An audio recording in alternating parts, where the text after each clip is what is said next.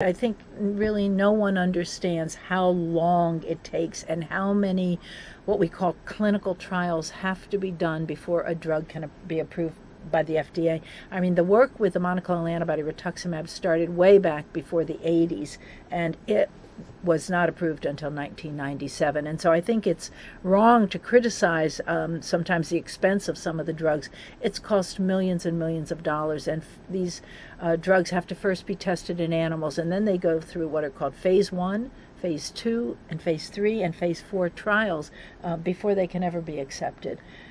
So they start on the mice, or my close relative is a lawyer, the rats, and then they get it to the point where it's on humans. And these clinical trials that we talked about and you touched on last time are not those sort of experiments. People are either getting the standard of care Absolutely. or the standard of care plus. Yeah, we always use, in patients that have certain lymphomas, we always use the best treatment that's accepted today, and then we may add a new drug to that. So you're never getting what we call placebo. You're never really getting something that is not going to affect your cancer at all.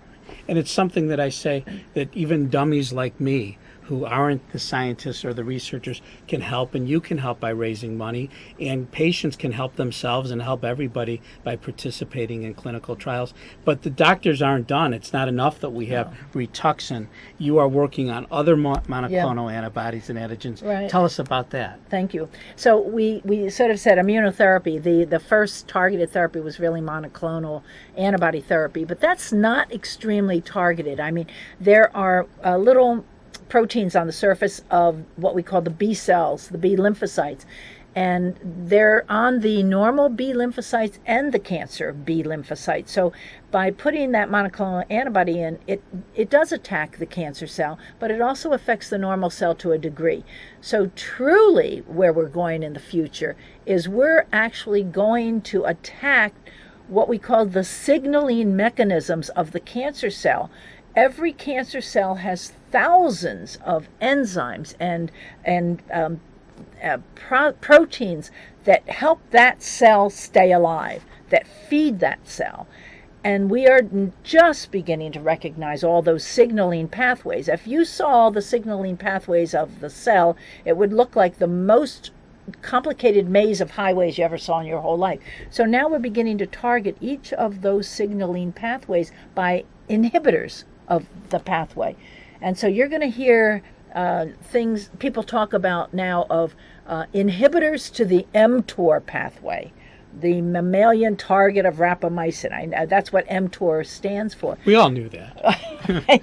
And there are now 2 wonderful drugs in clinical trials that inhibit that specific pathway of the cancer cell and make the cell die rather than making the cell live, because we've inhibited one of its growth patterns. There are other signaling inhibitors. There's one now called a Syk inhibitor. Again, Syk is another protein in the pathway of keeping cells alive. And these are in clinical trials right now. I just learned about a new pathway called the PI3K kinase, the 3IP kinase pathway. There are inhibitors now to that pathway. There's something called the Cal-101. That's for people on the West Coast. That's California, absolutely. There you go. It can be used anywhere, Scott. Anywhere, not just California. I kind of thought that might be the case. All right. And not only do we have monoclonal antibodies and partial monoclonal but inhibitors antibodies, to all these pathways. you have inhibitors, which is another way. Sort of, my wife is sort of an inhibitor, but vaccine therapy also is still. So let's talk a little bit about vaccine therapy. You know, vaccine therapy in cancer is not the same as getting a vaccination to prevent a disease. Vaccine therapy in cancer is you have the cancer, you try to make a specific almost an antibody against the cancer, the patient's own cancer cell, because everyone's cancer has its own fingerprint. Your follicular lymphoma is not exactly the same as the next person's follicular lymphoma. So making a vaccine is actually to prevent that cancer from coming back, or from growing. It's sort of the immune system comes in and keeps the residual cancer cells under control by first giving chemotherapy, having taken out a lymph node, making a vaccine against your particular kind of cancer, and then after the cancer is down to very low levels by chemotherapy, you go in over the next year and give you shots of this vaccine to keep the cancer under control. Well, there have been 3 major companies actually who've made vaccines against lymphomas, and 2 or 3 of those companies are out of business. There is one vaccine that looks like it may be a little bit promising, but patients had to go through a very aggressive chemotherapy regimen first. They had to actually get complete remission, no evidence of their disease could be seen, and then they got the vaccine. Well, I just learned that actually at Stanford, Dr. Ron Levy has been a pioneer in some of this vaccine work. They are actually now looking at a different kind of vaccine therapy. And so there is something called co-stimulatory molecules. They actually help the immune system to react to cancer. And so there is something that's being done at Stanford with a co-stimulant called CpG. And you can have a lymph node that has, say, follicular lymphoma in it. They radiate that lymph node. They cause that lymph node to die. It's called necrosis. And then over a period of time, they inject this co-stimulatory molecule into that lymph node. And it causes the immune system, especially what are called the dendritic cells, to proliferate and fight the cancer all over the body. And so I was fortunate enough this weekend. We had a very large conference with many lymphoma experts there, and we learned about all of these. And they had a lot of patient advocates there. And one young doctor, actually, who had follicular lymphoma, had gone to Stanford and actually had this CpG injected into her follicular lymphoma. And I need to say, she said she had extensive disease throughout her body. She's now in a complete remission. So there are new things out there, but you need to seek them out. These are cutting edge, and you're only going to find them at major academic centers. You're only going to find them if you're part of a clinical trial. And everyone may not be able to find a clinical trial for their lymphoma or their leukemia or their myeloma, but there are centers all over the country that have them. And there are specialists who only treat myeloma, who only treat leukemia, who only treat lymphomas. Try to seek out those areas and those doctors.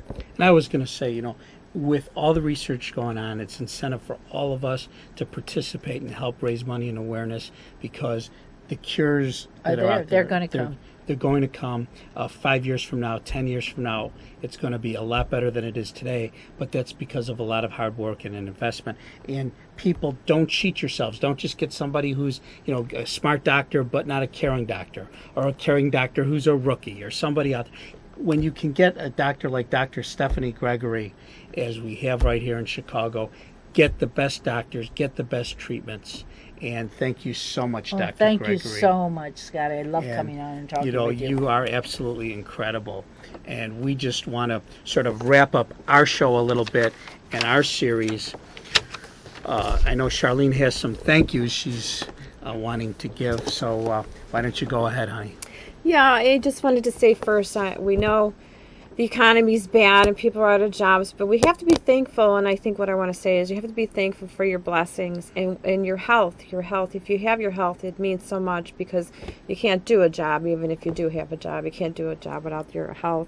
And be thankful for your blessings and people caring, the people that care around you. And Scott and I have several people to thank. So since our last show, we wanted to thank our executive producers, Dorothy and Christy, who have done a magnificent job. And we wanted to say thank you to you girls, because you're just And you wonderful. won't know how beautiful they are because they won't come on camera. So we've tried. But we also want to be thankful to all our doctors and researchers that have been on our show. And I want to say thank you again to Rush Medical University. Rush University Medical Center in Northwestern Memorial Hospital and Children's Memorial. And what we wanted to do when we started the organization is kind of get the doctors and hospitals to work together. So that's our plans, because we want everybody to come together to find The cures. collaborative efforts of all of these, the best of the best, really makes a difference. And the great doctors like Dr. Gregory know the importance of working with other institutions because they're out there for a cure. Right, exactly. We also wanted to thank Barbara, Tiffany, Sylvia, and Steve at CAN TV for making this possible for us. And we wanted to thank everybody, everybody again, the doctors and everything. But we are grateful for the generous people who give their money, energy, time, and their spirit to fighting blood cancer. And of course, I want to thank my husband, Scott Seaman, who has been a trooper ever since he's been in remission 12 years now. And without the wonderful treatments out there, and again, he would not be here either if it wasn't for research Without and a everything. wonderful wife, good doctors, and the blessings of research. It is, and that's how we're going to find cures, by research. So it's very important. And we wanted to say thank you to our wonderful daughter, Danielle, who we love dearly, and we would not. She is always supportive to us in everything that we do, and we love you. And I'm going to turn this over to my husband to wrap up for us here. Well, this is unusual because at home I never get the last word in. But so season 1... Well, not sure. Well, maybe I'll say one more thing before we go, but anyway. But season 1 of Battling and Beating Cancer draws to an end now. We hope that you've found some information that you can use, but we also hope that you've gotten some inspiration and some hope, knowing that if you hear those terrible words, you have cancer, that there is hope and help out there for you. Chicago Blood Cancer Foundation is out there for you. Dr. Gregory and the other great doctors we've had on the show are there for you. So there are a lot of assets and a lot of people who are out there working for better treatments and a cure. So when you hear those words, get over that initial shock, get yourself informed, get educated, go to organizations like Chicago Blood Cancer Foundation, get the best doctors you can get, and when you live in Chicago, you don't have to travel far to do that. You can reach us at any time at www.chicagobloodcancer.org or call us at 888-792-9992. For Charlene, for Dr. Gregory, for Christy and Dorothy, we thank you all for joining us. We wish you the best of health, safety, and happiness throughout the year, and we'll see you next year right here on Battling and Beating Cancer on CAN TV. Good night, everybody. Good night.